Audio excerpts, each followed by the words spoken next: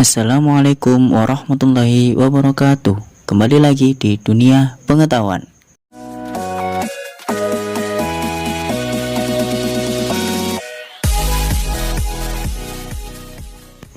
Sebelum masuk ke video, tekan tombol subscribe dan nyalakan loncengnya. Terima kasih.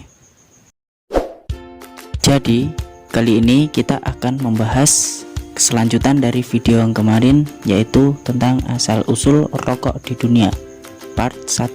Dan sekarang lanjut ke part 2, yaitu asal-usul rokok di Indonesia.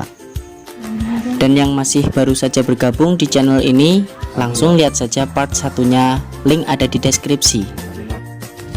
Jadi pada kesempatan kali ini dunia pengetahuan akan membahas dua pokok, yaitu yang pertama asal-usul dan sejarah masuknya tembakau di Indonesia, dan yang kedua yaitu sejarah munculnya rokok kretek di Indonesia. Poin yang pertama yaitu asal-usul dan sejarah masuknya tembakau di Indonesia.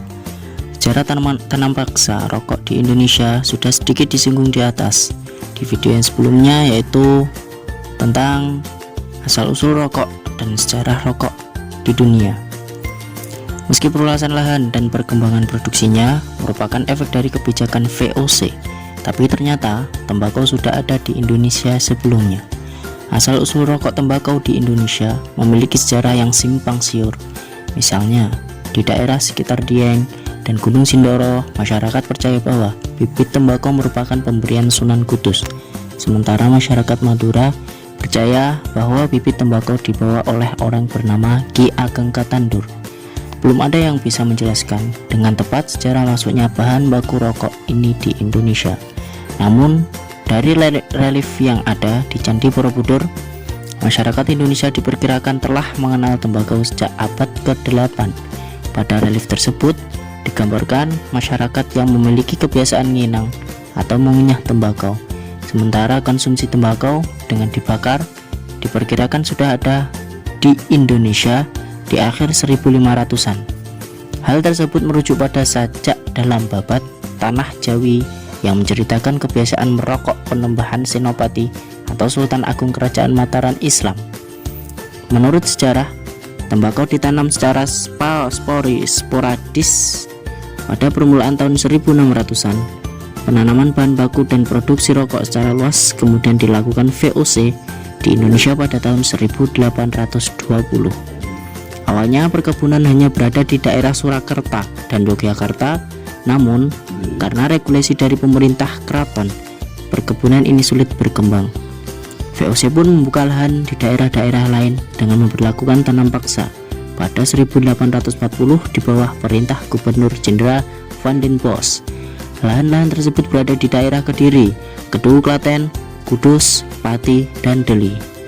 Pada 1860, mereka membuka lahan di Madura, menggantikan tebu karena tembakau dianggap lebih menguntungkan. Perkembangan kebun tembakau seakan tidak berhenti.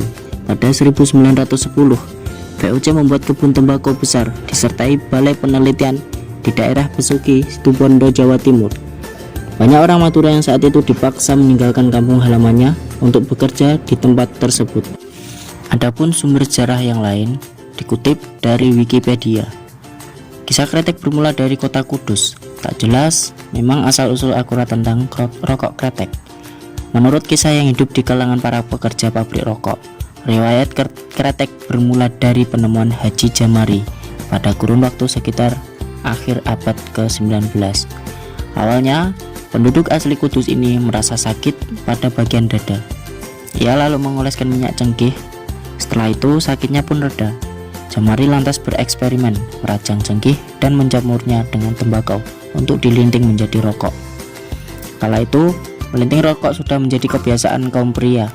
Jamari melakukan modifikasi dengan mencampur cengkeh. Setelah rutin menghisap rokok ciptaannya, Jamari merasa sakitnya hilang. Ia mewartakan penemuan ini kepada kerabat dekatnya. Berita ini pun menyebar cepat. Permintaan rokok obat ini pun mengalir. Jamari melayani banyak permintaan rokok cengkeh. Lantaran ketika dihisap, cengkeh yang terbongkar mengeluarkan bunyi kretek. Maka rokok temuan Jamari ini dikenal dengan rokok kretek. Awalnya kretek ini dibungkus klobot atau daun jagung kering. Dijual per ikat, di mana setiap ikat terdiri dari 10 tanpa selubung kemasan sama sekali.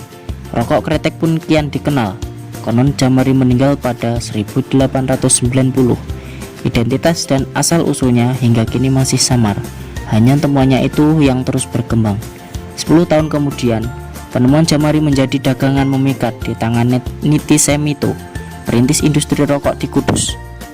Bisnis rokok dimulai oleh Niti Semito pada 1906 dan pada 1908 usahanya resmi terdaftar dengan merek Cap Bal 3.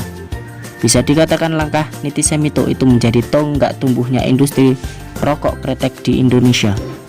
Menurut beberapa babat legenda yang beredar di Jawa, rokok sudah dikenal sejak lama, bahkan sebelum Haji Jamari dan Niti Semito, perintisnya.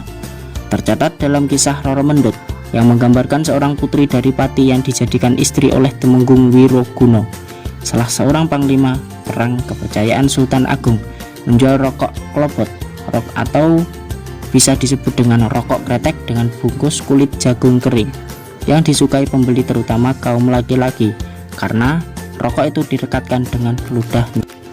Sekian, terima kasih. Semoga video ini bermanfaat untuk kalian semua.